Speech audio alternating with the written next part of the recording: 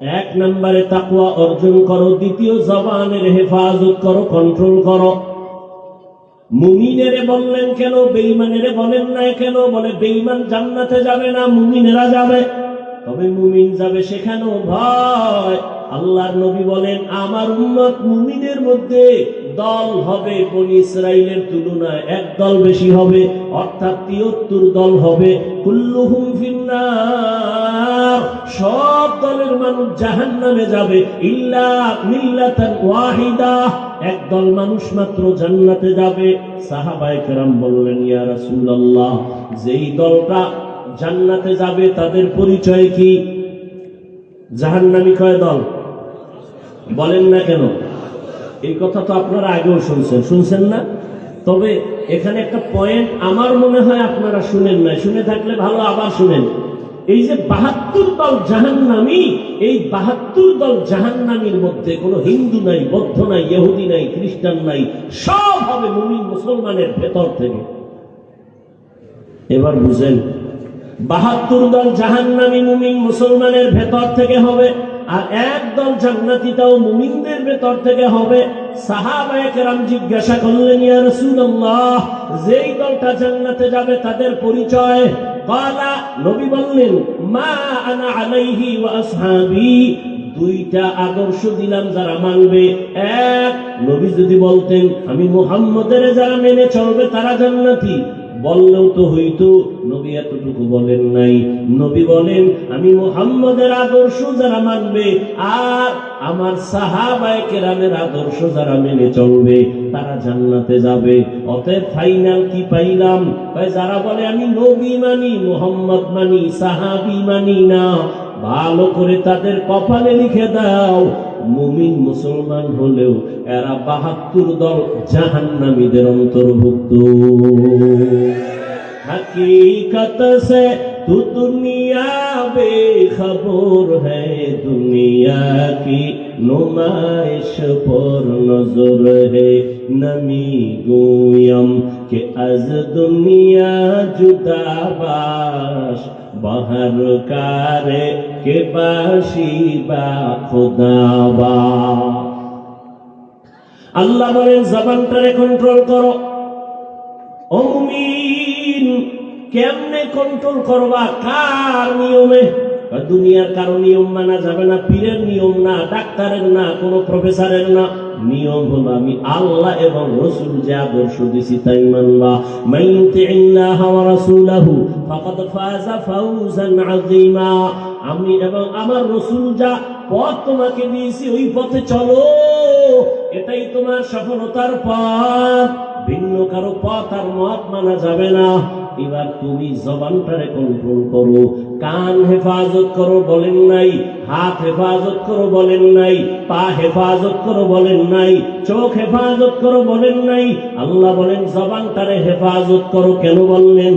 পুরো বডির মধ্যে জবান একটা মারাত্মক, একদিকে অস্ত্র অন্যদিকে বড় নেয়ামত। জবান এমন একটা বড় নেয়ামত, আমি যে মাইকে কথা বলি, মেশিন আমার কথা টেনে হরেন থেকে কথাগুলো বের করে দেয়, অনেক দূরে চলে যায়। এই মেশিনটা দীর্ঘ টাইম চলতে পারবে না, ফ্যানের বাতাস দিয়ে ঠান্ডা রাখা লাগবে। লাগাতার যদি মেশিন চলে এক পর্যায়ে গরম হয়ে আগুন লেগে যাবে। ও বান্দা চিন্তা কর, আমি আল্লাহ তোরে জিহ্বা নামের যে নিয়ামত দিলাম, এমন মেশিন দুনিয়াতে আসা থেকে 20, 30, 40, 50, 70 বছর পর্যন্ত জিহ্বা নামের মেশিনটারে নাড়াইয়া কত হাজার কোটি কোটি কথা সাপ্লাই দিয়েছো। ও বান্দা চিন্তা করছো নি এই কথাগুলোর মেশিন কোথায়?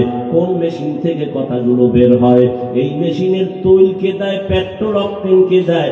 মোবাইলে কথা বলতেছি, নেটওয়ার্কও ঠিক আছে, মোবাইলে কথা বলতেছি, মোবাইলে ব্যালেন্স আসেনি, টাকা আসেনি, কা আছে, হঠাৎ করে কেটে গেল বিষয়, তাকায় দেখি আবার একটু চালু, আবার দিলাম, আবার কেটে গেল। কি বিষয়? বারবার কেটে যায় কেন? ব্যালেন্স নাই। বলে হ্যাঁ টাকা আছে। নেটওয়ার্ক নাই? বলে আছে। কেন বন্ধ হয়? বলে চার্জ নাই। কি নাই? চার্জ নাই। তাড়াতাড়ি আবার চার্জ দাও। আনলিমিটেড কথা বলো ফুল চার্জ দিয়া। মোবাইলে কথা বলো, ব্যাটারির চার্জ চলে যায়। জিহ্বা নামের মেশিন নাড়ায়া হাজার কোটি কোটি কথা সাপ্লাই দিয়েছো, এই মেশিনের ব্যাটারি চার্জ কোনোদিন দিছুনি? কে চার্জ দিয়ে দিল চিন্তা করছুনি? এই কথাগুলো কোথায় জমা আছে একবারও ভাবছুনি? শরীরটারে টুকরা টুকরা করবাই, কথা কোথাও খুঁজে পাইবা না।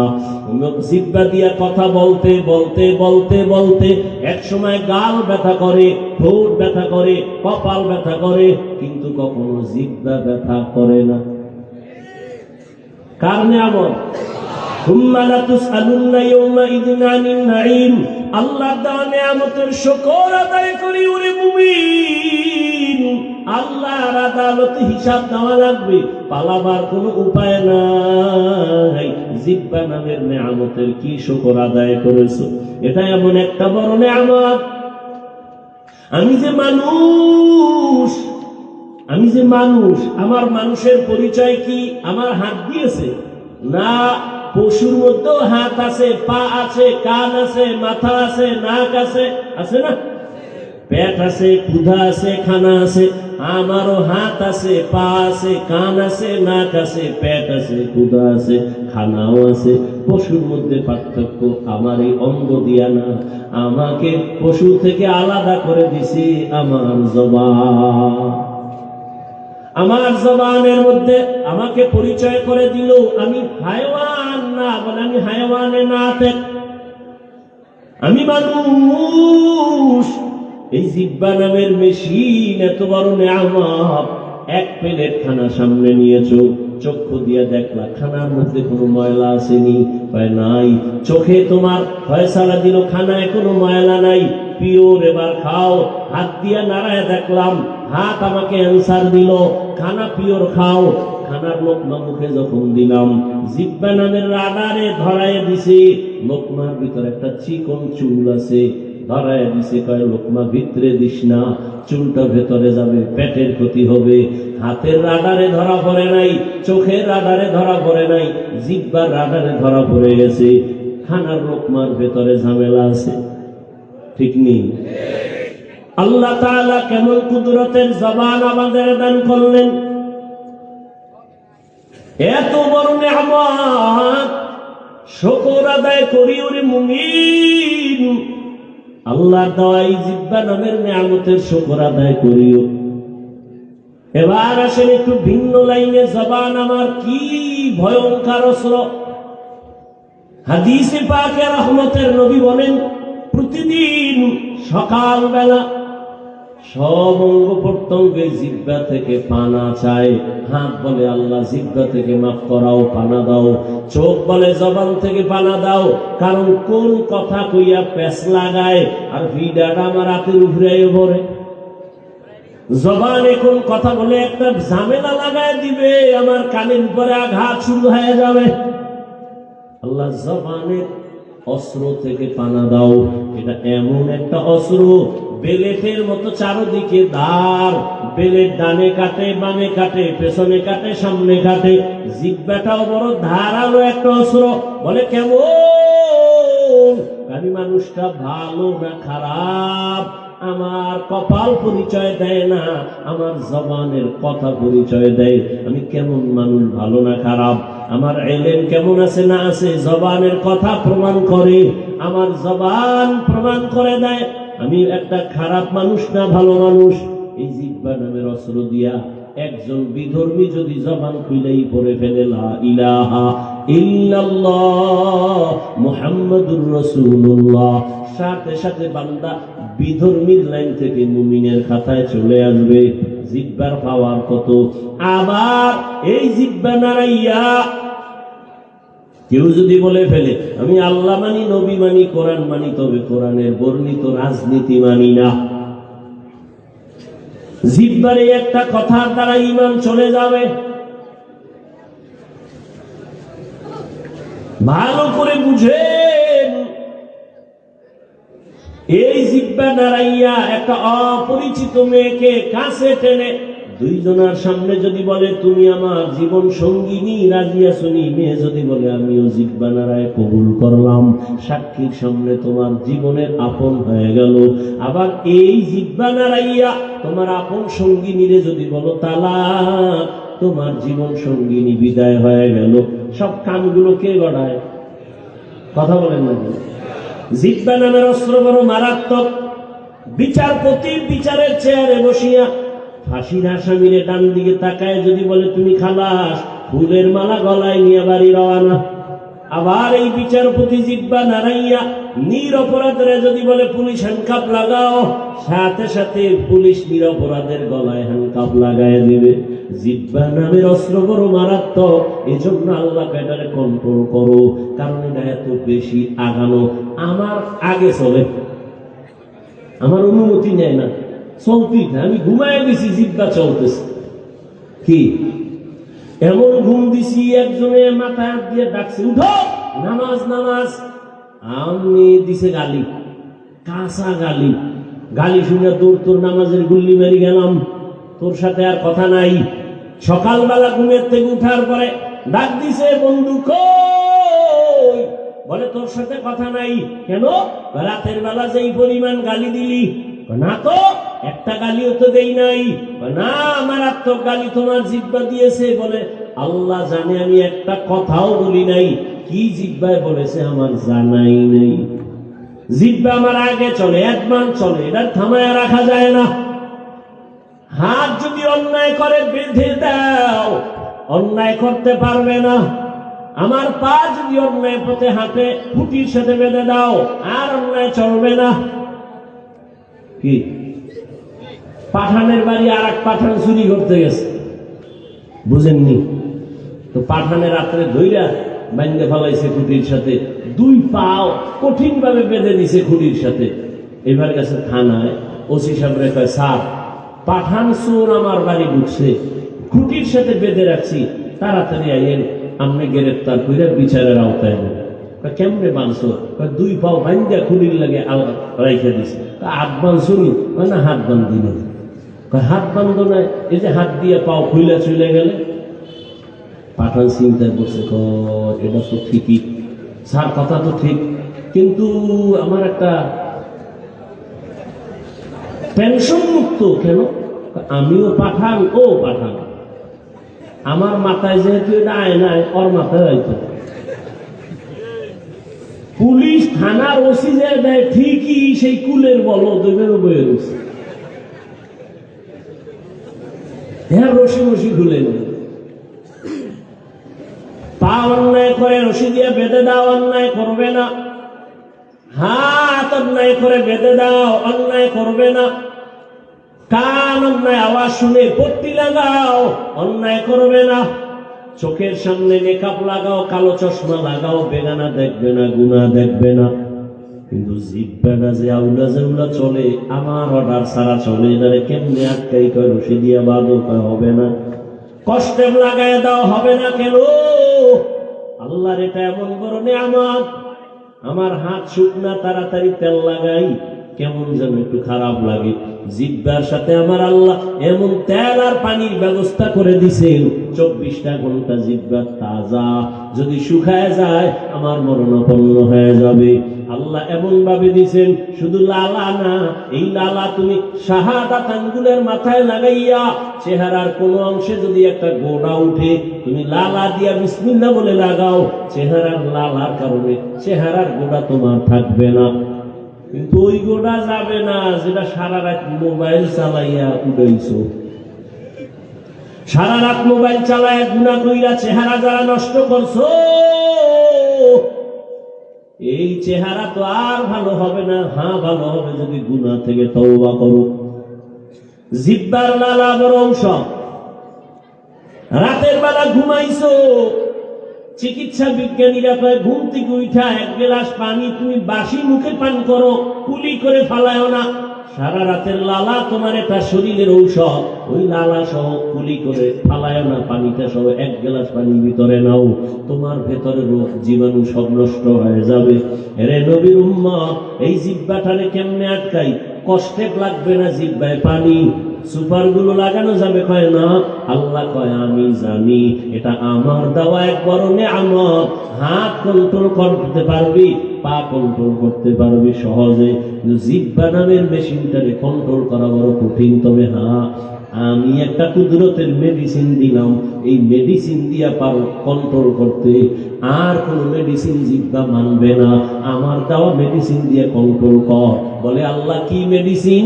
আল্লাহ বলেন আমার কন্ট্রোল করা জিব্বা কন্ট্রোলের মেডিসিন, আমার দেওয়া মেডিসিনের নাম হলো তাকওয়া। हर के दारत खौफे हकदार दिल मदरम जन्नतुल मअवा देहत राम कम उज़बा हक़ची ज़े मख़ाज़ इंसुजा फज़ले उआ मस्ते दर जुमला जहां। ধৈর্য হারাই ফেলতেছেন, আর একটু আগাই সামনে উঠেন না, দোয়া করে যান মা বাবার জন্য। আমি আর বেশিক্ষণ, আমি মোটামুটি গুছাই নিয়ে আসতেছি। তাহলে জিহ্বা কন্ট্রোল করার মেডিসিন কি? এই মাত্র বলছি, খবর না, তাকওয়া। এজন্য আল্লাহ বলেন ইয়া আইয়ুহাল্লাযীনা আমানুত্তাকুল্লাহ, তাকওয়া নামের মেডিসিনটা অন্তরে ঢুকাইও।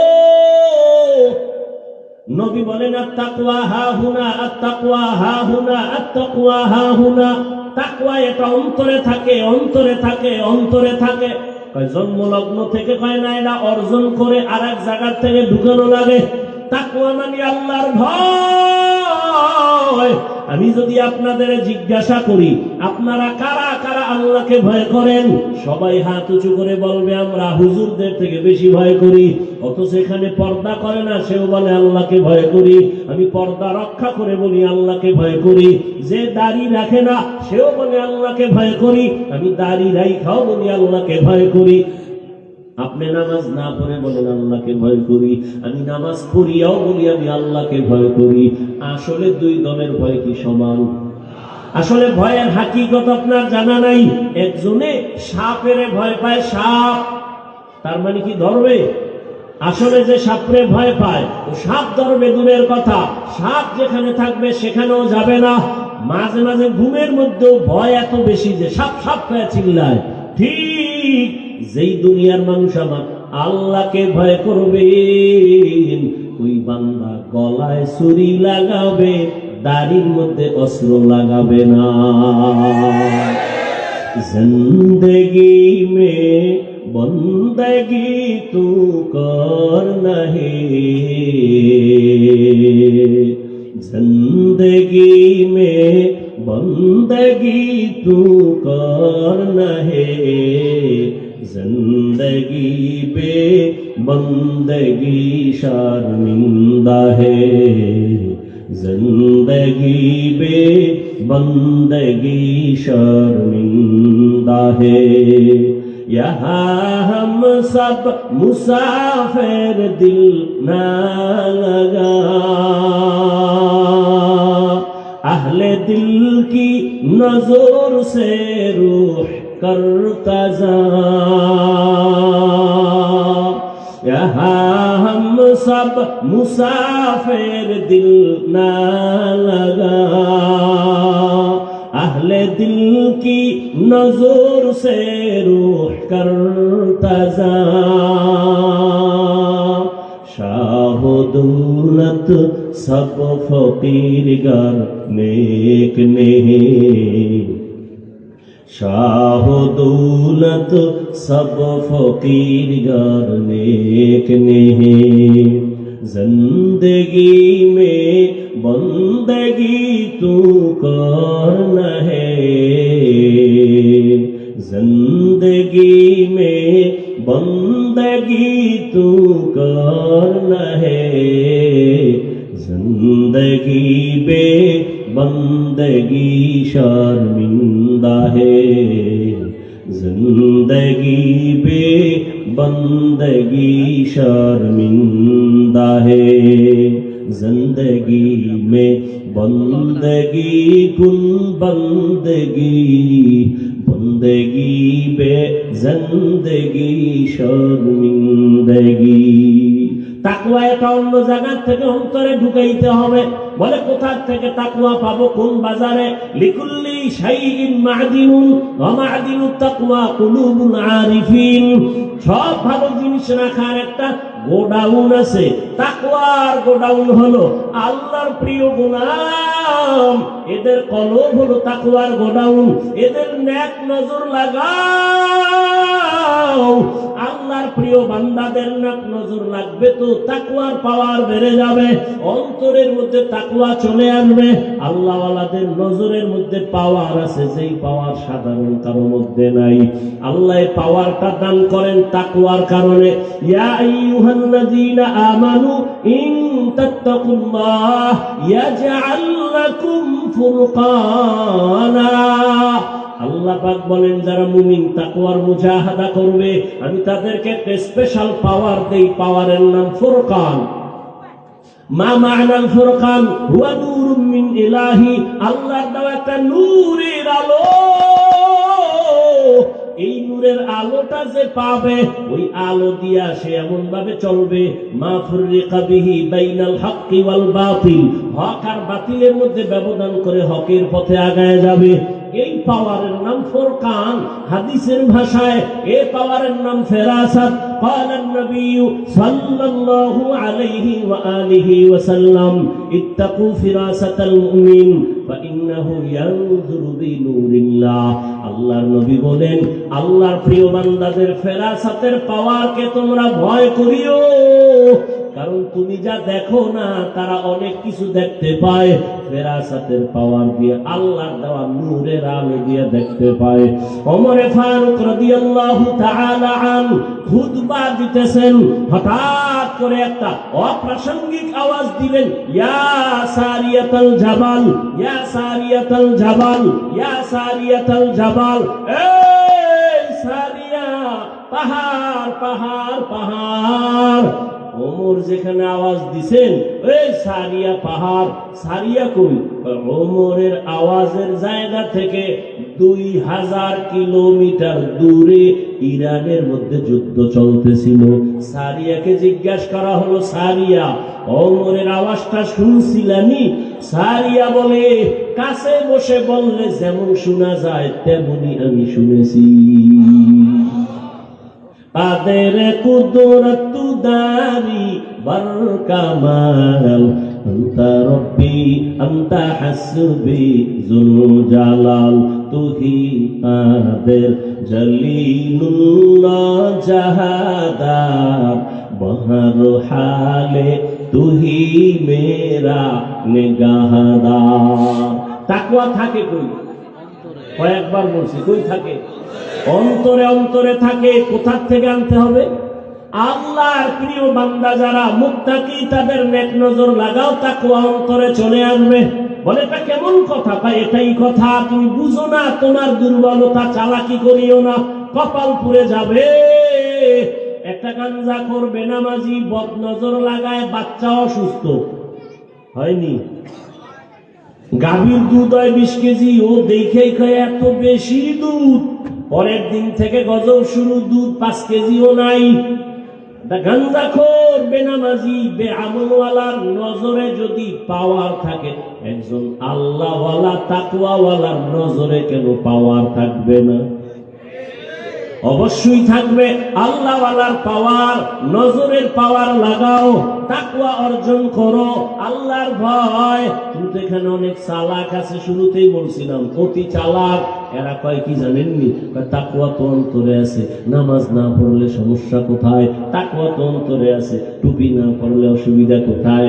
একজনে একটা উদাহরণ দিচ্ছেন সুন্দর। একজনে আম খাওয়ার জন্য আমের আটি মাটিতে রোপণ করছেন। আমের কি কয় আপনাদের এলাকায়? আটি চিনছেন তো? বড়া কয়। আমের বড়া বা আটি, এটা নরম না শক্ত? কথা বল না কেন? এর ভিতরে কিছু আছে দেখছেন কোনদিন? হ্যাঁ, ভিতরেরটা আসল, ওটা শক্ত না নরম? নরম, এটা আসল অঙ্কুর। একজনে কয় দুনিয়ার মানুষ বেঈমান, খালি ভেজাল করে না, নিজে আমের আটি বা বড়া লাগায়া আম হবে পিওর খাবো। আমের বড়া মাটির মধ্যে রোপণ করলো, সুন্দরভাবে দেখাশোনা করলো, পানি দেয়, সব দেয়। 6 মাস হয়ে গেছে, উপরে কোনো গাছ উঠে না, চারা উঠে না। মাথা গরম হয়ে গেল। কৃষি বিভাগে গিয়ে কয়, স্যার কপাল খারাপ আমনে গোনা না আমার দা? কি ব্যাপার? কয় আমের বড়া মাটিতে রোপণ করলাম, 6 মাস হয়ে গেল, উপরে চারাই তো হয় না, চলো তাড়াতাড়ি দেখি। তদন্ত কইরা কয়, তুমি যে আমের বড়াটা মাটির মধ্যে রোপণ করেছো, ওই আমের বড়ার ভেতরে যে নরম অঙ্কুর সবুজ কালারের, এটার ভেতরে পচা। যেহেতু পচা, এখানে উপরে চারা দেখা যায় না।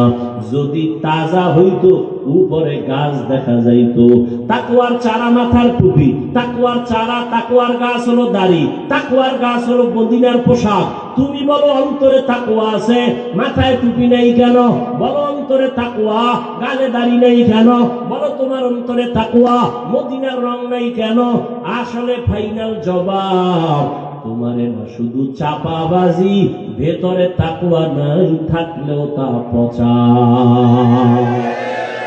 हर के दारत खौफे हकदार दिल मदाम जन्नतुल मावा तेहद ओ रामकाम। শিশু বাচ্চা অসুস্থ, জ্বর, কি জ্বর সমস্যা, দৌড়ে গেছে শিশু বিভাগে। গাইনি ডাক্তার বাচ্চা দেখা ছোট ছোট কিছু ট্যাবলেট দিছে, কইছে সতর্কতার সাথে খাওয়াইয়েন, 3 বেলা তিতা। কি এত জ্বর, মিষ্টিও লাগবে, তিতা। মা ঔষধগুলো নিয়ে চলে গেল, একটা ট্যাবলেট বাচ্চার জিব্বায় দিছে, তিতা ফালায় দিছে।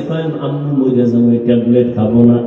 মহিলাদের বুদ্ধি যদিও কম, কিন্তু হঠাৎ বুদ্ধি বেশি, প্যাচ লাগাইতে পারে, ছুটাইতে পারে না। দিছে এক প্যাচ, হঠাৎ বুদ্ধি। মা টেলিফোন করে স্বামীরে কয়, এই স্বামী 1 কেজি মিষ্টি পাঠাও। এবার মা বুদ্ধি কইরা সন্তানের মিষ্টি তো মজা, মিষ্টির ভিতরে একটা ট্যাবলেট ঢুকাই দিছে, দিয়া কয় বাবা এই খাইয়ে একটা মিষ্টি খাইও। আবার সকালবেলা খাইছে 1 মিষ্টি, দুপুরে একটা। ভাই ভাই সন্তান মজা হইয়া সবটি খাইয়া লাইছে প্রায় 1.5 দিনে। আম্মু কয়, কেউ জ্বর কমছে নি? জ্বর কমে টমে না। কি মিষ্টি খাও নাই? মা খাইয়া তুষ বানায় ফেলাইছি, একটাও নাই। জ্বর কমে না কেন? পুরাটা খাইছো নি বল? হ্যাঁ আম্মু পুরাটাই খাইছি, তবে মিষ্টির ভেতরের বিচিগুলো ফেলে দিয়েছি। মিষ্টির ভেতরের বিচি একটাও রাখি নাই রে মা। কেউ কি বিচি সহ খায়নি? ফালাই দিছে। ভালো করে বুঝো, নামাজ পড়ি গুনাহ সারি না কেন? নামাজ আমাকে পবিত্র বানায় দিবে, কিন্তু আমি নামাজ পড়ি মিথ্যা ছাড়তে পারি না। নামাজ পড়ি সুদ খাই, নামাজ পড়ি মায়ের হক আদায় করি না, বাবার হক আদায় করি না, নামাজ পড়ি বউয়ের হক আদায় করি না, নামাজ পড়ি মিথ্যা ওয়াদা করি কেন? তাকওয়ার বিচি নাই।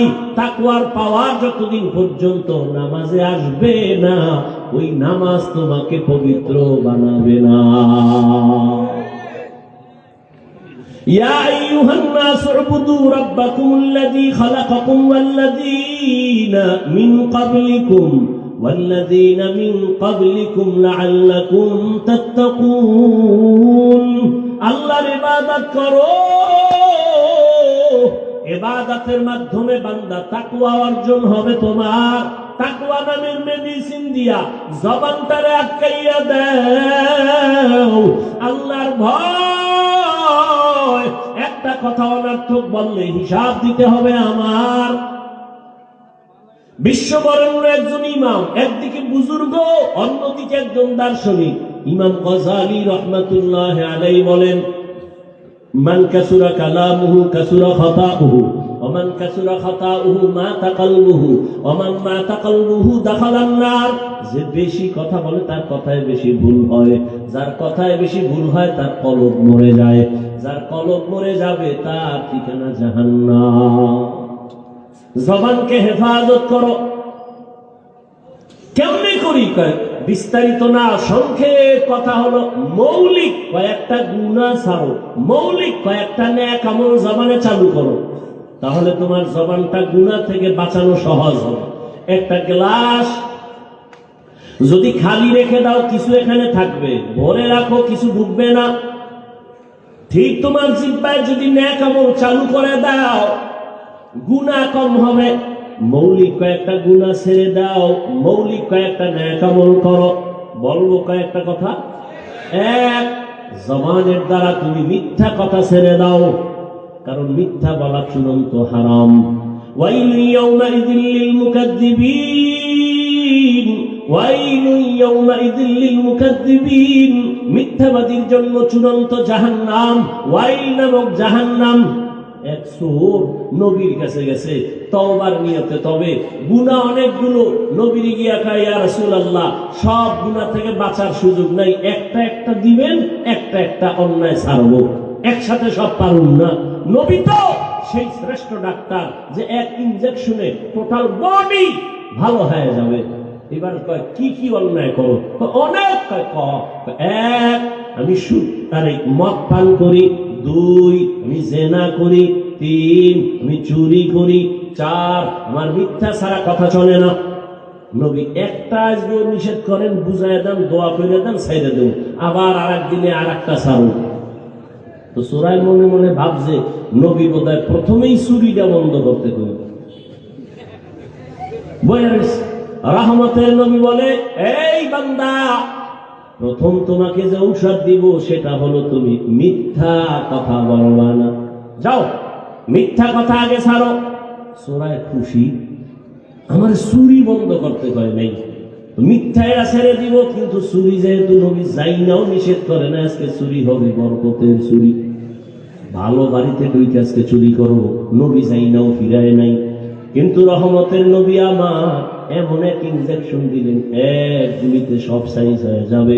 চোরায় রাতের গভীরে মিথ্যা বলবে না, ঠিক আছে। রাতে একটা বড় লোকের বাড়ি রওনা চুরি করার জন্য, রাস্তার মাঝে গিয়া হঠাৎ অন্তরে একটা বাড়ি মারছে। নবী জানে তো আমি এলাকার বড় চোর, মালওয়ালায় যদি না পাইয়া রহমতের নবীর কাছে আমার বাড়ির মাল নাই, নবী তো জানে আমি চোর, আমার তো ডাকবে। আমারে ডাকলে তো আমি ওয়াদা দিয়েছি, মিথ্যা বলা যাবে না। প্যাস নাইয়ে গেছে, এখন মিথ্যা তো বলতে পারবো না, তো স্বীকার করা লাগবে আমি চুরি করছি। না, নতুন ভাবে আমি চোর হয়ে রসুলের সামনে দাঁড়াবো না। রাস্তা থেকে ফিরিয়া বাড়ি গেছে, জীবনে আর চুরি করবো না।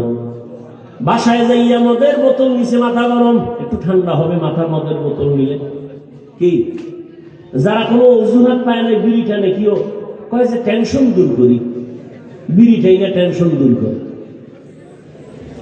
মদ পান করে, মাথা ঠান্ডা করে। কেমন ঠান্ডা? মদ খাইয়েই বউরে কয়, মা মাথা ঠান্ডা হয়ে গেছে, আছে না? মদের বোতল পুরোপুরি খাইয়া কয়, গোটা দেশের মালিক এখন আমি। বউ কয়, ঘরে তো চাল নাই, এটা তো বোতলের দোষ, আমার কি? মদের বোতল যখন নিল তখন আবার অন্তরে বাধা আসলো। রহমতের নবীর সাথে ওয়াদা দিছি মিথ্যা কথা বলবো না। আবার যদি মদ পান করে দাঁড়াই, নবী যদি জিজ্ঞাসাই করে, আমি মদ পানকারী হিসাবে আর পরিচয় দিব না। মদের বোতল ফালাইয়া বান্দা মদ থেকে ছিল, তওবা করে নিল। এবার আছে বাকি জিনা। জিনার ময়দান থেকে ওই একই নিয়তে ফিরে গেল। এর নাম রহমতের নবী আমার এক ঔষধ দিছে, গোটা দুনিয়ার মানুষগুলো অল্প টাইমে লাইনে চলে আসে। যেই মক্কার মানুষ চূড়ান্ত খারাপ, সারা দুনিয়াতে মক্কার মানুষের মতো খারাপ কোন মানুষ নাই, কিন্তু মাত্র 13 বছরের মেহনতে মক্কার মানুষ এত দামি হয়ে গেল। আল্লাহ কয়, জিবরাইল লিস্টি নিয়ে যাও, এই লিস্টিতে যাদের নাম আছে নবীকে শুনাইয়া দাও, এরা সবাই বিনা হিসাবে জান্নাতি। ইমামুল আউয়ালিন আল আখিরিন বহরে সাদকা রাহমাতাল লিল আলামিন। এক নম্বরে কি বলবো না জবান দ্বারা? বলেন বলেন, মিথ্যা কথা বলা যাবে না। قال النبي صلى الله عليه وآله وسلم إياكم والكذب فإن الكذب يهدي إلى الفجور وإن الفجور يهدي إلى النار। মিথ্যা মানুষকে ধ্বংস করে জাহান্নামে নিয়ে যায়। ওরে এটা তো পরকালের ভিডা, দুনিয়াতেই তো মিথ্যাবাদী কঠিন হালাত। মিথ্যা বইলা বইলা বইলা বইলা বইলা বইলা হারাম টাকা কামাই করে 10 তলা বিল্ডিং করছি, দুদক নোটিশ পাঠাইছে, এত টাকা পাইছো তুই হিসাব দে। বিল্ডিং রেডি, কিন্তু ঘুম হারাম হয়ে গেছে। ঠিক নেই? মিথ্যা বইলা গরিবের পেটে লাথি মাইরা টাকা খাইয়া বিশাল পাহাড় বানাইছে, কপালে নাই। মিথ্যাবাদী দুনিয়াতেই যদি এমন হালাত হয়, হাসরের ময়দানে কেমন হালাত হবে। 1, 2 নাম্বার, এই জবানের দ্বারা কেউ গালাগালি করব না। কি করব না? গালি দেওয়া হালাল না হারাম? আল্লাহ বলেন, কুল্লি ইবাদি ইয়াকুলুল্লাতী হিয়া আহসান ইন্নাশ শাইতানা ইয়ানযাগু বাইনাহুম ইন্নাশ শাইতানা কানা লিল ইনসানি আদুওয়াম মুবিনা। হে নবী, আপনি কাফের মুমিনদের বলে দেন, কুল্লি ইবাদি আই ইবাদিয়াল মুমিনিন ইয়াকুলুল কুফার, মুমিনদের জানায় দেন কাফেরের সাথে যেন খারাপ আচরণ না করে। কেন কয়? করলে তো শয়তান মাঝখানে থাইকা মুমিনের ক্ষতি করে ফেলবে। একটা মুমিন হইয়া কাফেরের সাথে যদি ভালো আচরণের কথা আল্লাহ কোরআনে বলে সূরা বনী ইসরাঈল, তাহলে মুমিন হইয়া মুমিনের কেমনে গালি দিতে পারি? এটা সম্ভব না। ক্বালান নবী সাল্লাল্লাহু আলাইহি ওয়া আলিহি ওয়া সাল্লাম, সিবাবুল মুসলিমি ফুসুকু ওয়া কিতালুহু কুফরুন। নবী বলেন, মুমিন হয়ে মুমিনকে গালি দেওয়া পাপিষ্টের কাজ, এক মুমিন আর এক মুমিনের বিরুদ্ধে জিহাদের ঘোষণা দেওয়া বেদিনদের কাজ। কষ্ট হয় আমি ছেড়ে দিব? তেমন কেন করতেছেন আপনারা? এলোমেলো করতেছেন কেন? কি বাইরে গেলেই তো আপনার গুনাহ স্টার্ট হয়ে যায়। ছেড়ে দিলে আমি সারা রাত গতকালকে 1 সেকেন্ড ঘুমাইনি। 7:30টায় বাসায় এসে শুনছি। মাদ্রাসায় প্রতি মাসের 2য় শুক্রবার ইসলামী ইজতেমা গতকালকে ছিল, 2য় শুক্রবার। সারা রাত বসা সেখানে। ফজরের নামাজ পড়ে 7:30টায় শুয়ে 11:30টায় উঠে গেছি এখানে আসার জন্য। প্রচন্ড মাথা ব্যথা, ঔষধ খেয়ে আসছে। একটা মানুষের জীবনের সব থেকে মহা ঔষধ ঘুম।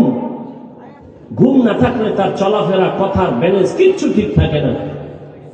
এরপরও চিল্লাইতেছি, আল্লাহর দয়া, আপনাদের দোয়া। এমন কেন করে? এই বদভ্যাসটা কমান। আল্লাহর কাছে কি নিয়ে দাঁড়াবেন বলেন? জীবনে এমন একটা আমল আছে যে আল্লাহর কাছে পেশ করবেন, যে আল্লাহ এই আমলটা আমি আপনার জন্য করেছি। নিজের কপালটাও পুড়তেছেন, অন্যের কপাল পড়ার অপচেষ্টায় লিপ্ত হয়ে গেছেন।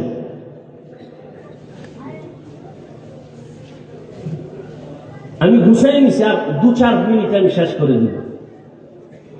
বললে তো সারা রাত বলা যায়। আর বয়ান, বক্তার এলেম আর আমলে বয়ান হয় না। আজীবন এই কথাটা লিখে রাখবেন, যত বড় এলেমওয়ালা বক্তা হোক, বক্তার এলেমের বাহাদুরি আর আমলের বাহাদুরিতে ওয়াজ হয় না। আর এটা আমার কথা না, পটিয়া মাদ্রাসার বাণী, মুফতি আজিজুল হক রহমতুল্লাহ আলাইহির কথা। বয়ান হয় শ্রোতাদের অন্তরের মোহাব্বত আর আকর্ষণের উপর।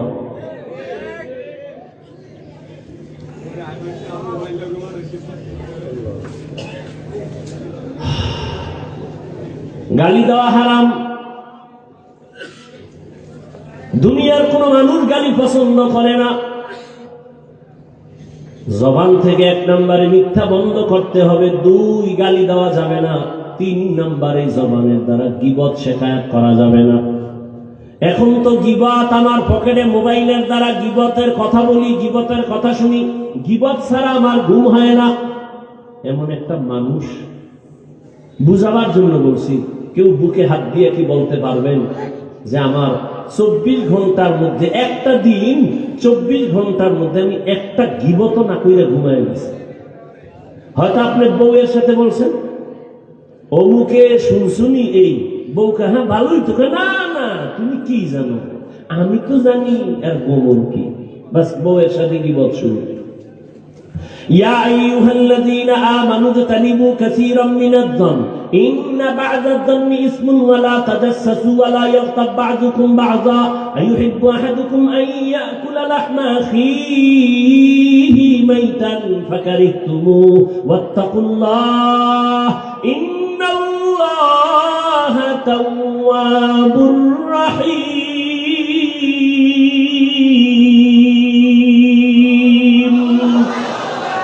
আল্লাহ বলেন, এই মুমিন খবরদার ধারণা থেকে নিজের কন্ট্রোল করো। খারাপ ধারণা গুনাহের মূল। কারো দোষ চর্চা করিও না।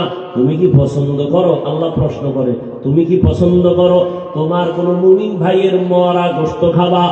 আল্লাহ কয় ফাকারি তুমু, আসলে তো তুমি পছন্দ করো না।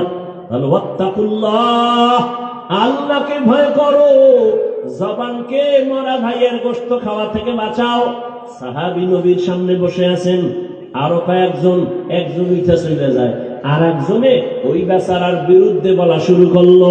নবী একজনের একায় সাহাবী একটা খেলাল নিয়ে খেলা, ওই দাঁত খুঁজে আইনা করে দিয়ে দাঁতের মধ্যে গোশত ঢুকছে। হেলাল নবী কবে খাইলাম গোশত? 1 মাসে গোশতের সাথে কোনো মোলাকাত নাই, এই যে মাত্র খাইলা। কেমনে? মরা ভাইয়ের গোশত খাওয়া, গীবত করা তো মরা ভাইয়ের গোশত খাওয়া। দাঁত খেলাল কর, কুলি কর। এই বয়ানগুলো আল্লাহর কসম তাকওয়া ছাড়া আমলে নেওয়া সম্ভব না।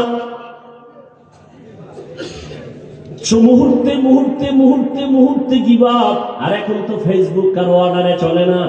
2 কলম লেখা দিলে কে দেখবে? রাতের গভীরে লেখা পাঠায় দিলাম। বন্ধুরে টেলিফোন করে, এই বন্ধু ঘুমাইছ?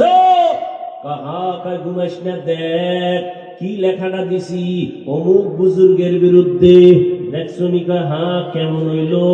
চমৎকার। এটা বাপের বেড়া লাগে, মায়ের বেড়া পারে না।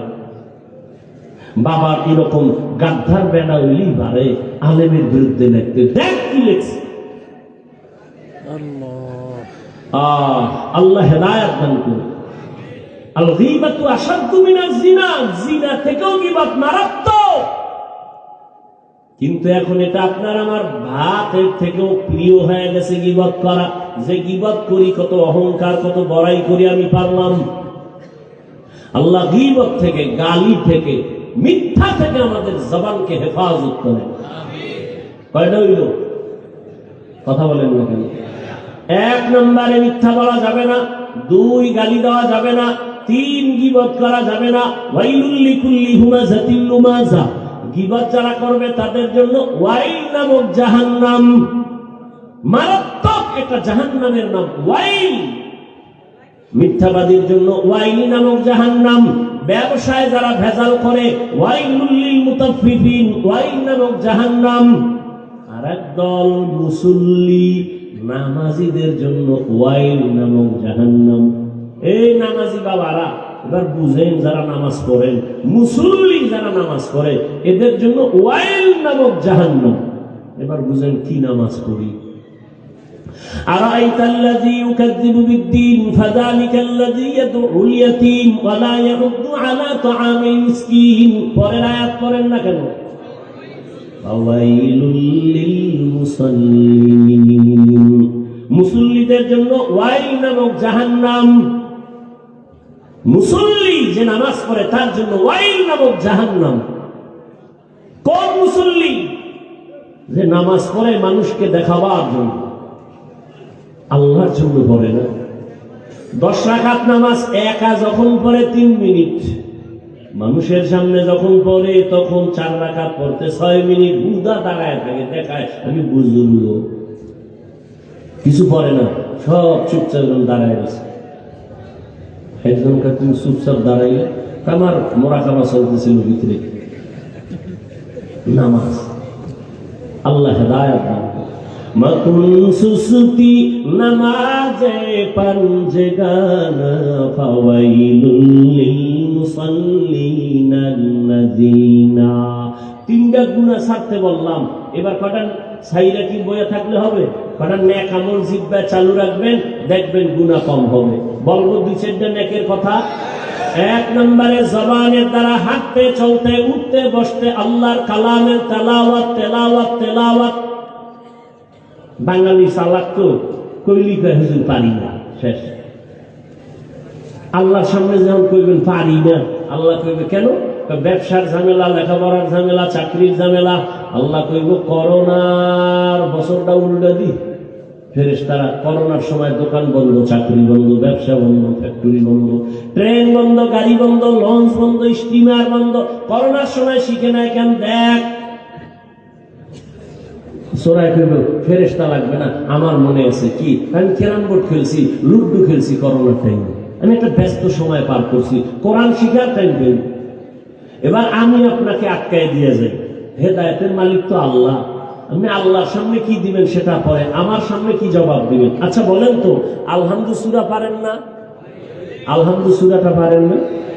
আল্লাহর মোহাব্বত নিয়ে পড়তে থাকেন, এক এক অক্ষরে 10টা নেক আল্লাহ দান করবেন। মানে পারি না কেন বলেন? আলহামদু সূরাটা পড়েন, মোহাব্বত লাগায় পড়বেন, যত পড়বেন প্রত্যেক অক্ষরে নেক আর নেক। আলহামদুলিল্লাহি রাব্বিল আলামিন আর রহমানির রহিম মালিকি ইয়াউমিদ্দিন إياك نعبد وإياك نستعين اهدنا الصراط المستقيم صراط الذين أنعمت عليهم غير المغضوب عليهم ولا الضالين।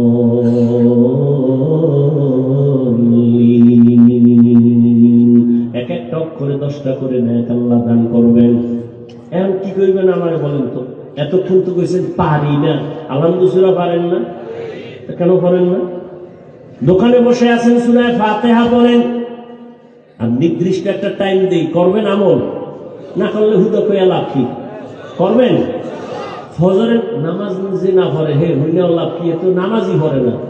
ফজরের সুন্নত 2 রাকাত পড়িয়া ফরজ নামাজের আগে 41 বার আলহামদু সূরাটা পড়বেন, 1 গ্লাস পানির মধ্যে দম করবেন, আগে 11 বার দরুদ শরীফ, শুরু শেষ 41 বার পড়ার পরে আবার 11 বার দরুদ শরীফ পড়িয়া পানির মধ্যে দম করবেন। ওই পানিটা সারাদিন সবাই মিলে পান করবেন পুরায়া পুরায়া, ইনশাআল্লাহ সূরা ফাতিহা হলো সূরাতুশ শিফা। পড়তে থাকেন, কি নিয়ে দাঁড়াবেন আল্লাহর কাছে। ও পর্দার আড়ালের আম্মা জানেরা, এরে আম্মা জান, আপনাদের জীবনটা কতই যে ধন্য। আপনারা নবীদের মায়ের মতো মা, সাহাবায়ে কেরামদের মায়ের মতো মা। বাদশাহ হারুন রশিদের নাম শুনছেন? কথা বলেন। তার স্ত্রীর নাম কি? জুবায়দা। নাম কি? বাদশাহ হারুন রশিদের স্ত্রী জুবায়দা খাতুন, কোরআনে হাফেজা। এই জুবায়দা খাতুনের বাড়িতে 100 মহিলা ছিল, কাজের মহিলা। কয়জন? 100 কাজের মহিলা, সবাই কোরআনে হাফেজা। জুবায়দা খাতুন আল্লাহর এত প্রিয় আশিকা, 100 কোরআনের হাফেজা কাজের মহিলাকে ডিউটি ভাগ করে দিল। জুবায়দা কয়, আমার মনে চায় 24টা ঘন্টার প্রতিটি সেকেন্ডে আমি জুবায়দার বাড়ি থেকে যেন কোরআনের আওয়াজ বের হয়। আমি ডিউটি ভাগ করে দেই, তুমি 1 ঘন্টা কোরআন তেলাওয়াত করবা, তারপরে কাজ করো। আরেকজন 1 ঘন্টা তেলাওয়াত, তারপরে কাজ করো। আরেকজনে আধা ঘন্টা তেলাওয়াত, তারপরে কাজে নামো। উনি শেষ হলে আরেকজন আধা ঘন্টা তেলাওয়াত, এরপরে কাজে নামো। এইভাবে সব কাজের মহিলাকে তেলাওয়াত ভাগ করে দিয়েছে। জুবায়দা খাতুনের বাড়ি আল্লাহর কোরআনের তেলাওয়াত, রহমতের ফেরেশতা জুবায়দার বাড়ি পাহারা দেয়। এরে আম্মা জান, কই আল্লাহর কোরআন তেলাওয়াত করেন, ফজরের নামাজের পরে সূরা ইয়াসিন পড়েন, যোহরের নামাজের পরে সূরা আর রহমান তেলাওয়াত করেন, আসরের নামাজের পরে সূরা নাবা বা দুখান তেলাওয়াত করেন, মাগরিবের নামাজের পরে সূরাতুল ওয়াকিআ তেলাওয়াত করেন, এশার নামাজের পরে সূরা মুলক তেলাওয়াত করেন। আপনার ঘরে রহমত কে ফিরায়? কিন্তু আম্মা জান, আপনি নিজের এত দুর্বল কেন ভাবেন? এত দুর্বল কেন? আপনাদের মর্যাদা তো আল্লাহ আর নবী ইসলাম যেই পরিমাণ দিয়েছে, দুনিয়ার কোন ধর্মে এই পরিমাণ নারীর মর্যাদা দেয় নাই। এরে আম্মা জান, আপনারা এত দামি, এত দামি। আপনারা দুনিয়ার মানুষের একটা গাছ, দুনিয়ার মানুষের গাছের ছায়ায় থাকবে আপনাদের মতো গাছ। আপনার শরীর, আপনার আদর্শ সুন্দর হলে সন্তান ওই আদর্শ শিখবে। এজন্যই তো একটা সন্তান মায়ের থেকে আদর্শওয়ালা হয়। ইমাম গাজ্জালী রাহমাতুল্লাহ আলাইহি বলেন, প্রত্যেকটা সন্তানের জন্য প্রাথমিক শিক্ষিকা হলো তার মা। মা সন্তানের যা শিখাবে তাই শিখবে, বাবার থেকে পারবে না, কারণ বাবাই ব্যস্ত, কাজে যায়। সন্তান মায়ের কাছে থাকে বেশি সময়, মাকে ফলো করে, মা যা করে তাই শিখে। এরে আম্মা জান, একটা সন্তানের ডাক্তার বানান বাধা নাই, ইঞ্জিনিয়ার বানাবেন বাধা নাই, প্রফেসর বানাবেন বাধা নাই, তবে আদর্শওয়ালা ডাক্তার বানাইয়েন। যদি বেয়াদবওয়ালা ডাক্তার হয়, তাসলিমার মতো জুতা খাইয়া পালানো লাগবে। ডাক্তার বানান, তবে বেয়াদব বানাইয়েন না। সন্তানের ইঞ্জিনিয়ার বানাইয়েন, বেয়াদব বানাবেন না। আপনার সন্তানের ব্যবহারে কোনোদিন আলেম যেন কষ্ট না পায়, আপনার সন্তানের আচরণে কোনোদিন যেন শিক্ষকেরা কষ্ট না পায়, আপনার সন্তানের আচরণে কোনোদিন যেন মা বাবা কষ্ট না পায়। খবরদার, মা বাবার দোয়া সন্তানের জন্য সফলতার চাবি, ছাত্রের জন্য শিক্ষকের দোয়া সফলতার চাবি, উম্মতের জন্য উলামায়ে কেরামের দোয়া সফলতার চাবি। এই জন্য আপনি যদি ভালো হয়ে চলেন, আপনার সন্তানটা আদর্শ ডাক্তার হলেও জান্নাতি হয়ে যাবে। কোরআন তেলাওয়াত করবে, রোগী লাইনে সিরিয়ালে আছে, আজান হয়ে গেছে বলবে রোগীরাও নামাজ পড়ো, আমিও নামাজ পড়ি। কোরআন তেলাওয়াত করে ডাক্তার মা বাবার জন্য দোয়া করবে। এরে আম্মা জান, আপনারা তো খাদিজা রাদিয়াল্লাহু তাআলা আনহার মতো দামি নারী, ফাতেমা রাদিয়াল্লাহু আনহার মতো দামি, আপনারা তো আয়েশা রাদিয়াল্লাহু আনহার মতো দামি নারী। এরে আম্মা জান, আপনারা তো ইসমাঈল নবীর মা হাজেরা আলাইহা সালামের মতো দামি নারী। এরে আম্মা জান, আপনারা তো ঈসা নবীর মা মারইয়াম আলাইহা সালামের মতো দামি নারী। এরে আম্মা জান, এই দুনিয়ার বড় একটা আল্লাহর দুশমন বেঈমান ফেরাউন, নাম জানেন না? বলেন, ফেরাউনের স্ত্রীর নাম কি? এরে আম্মা জান, এত বড় বেঈমান এই ফিরআউন আল্লাহর বিরুদ্ধে চ্যালেঞ্জ দিয়ে নিজেকে খোদা দাবি করেছিল, অথচ তার ঘরে আসিয়া এত বড় পাওয়ারওয়ালা স্বামী, এত বড় টাকাওয়ালা, কিন্তু সব কিছু লাথি মেরি ওই আসিয়া আমার আল্লাহর পেয়ারা বান্দি হয়ে গেল। রহমতের নবী বলেন, কিয়ামতের ময়দানে জান্নাতে আসিয়ার সাথে আমি মুহাম্মদের বিবাহ হবে। ও সন্দীপের মা, আপনার স্বামী তো ফেরাউনের মতো খারাপ না। আপনার স্বামীরে যদি আপনি বুঝাইতেন, নামাজ পড়ে দোয়া করতেন, আল্লাহর কাছে বলতেন, হে আল্লাহ, আমার স্বামী তো দিন নাই রাত নাই কষ্ট করে, নিজের জন্য করে না। প্রত্যেকটা স্বামী তার সন্তান স্ত্রীকে শান্তিতে রাখার জন্য গাধার মতো কষ্ট করে। দোয়া করতেন, আর মাঝে মাঝে স্বামীরে বলতেন, স্বামী আমিও নামাজ পড়ি, তুমিও নামাজ পড়ো।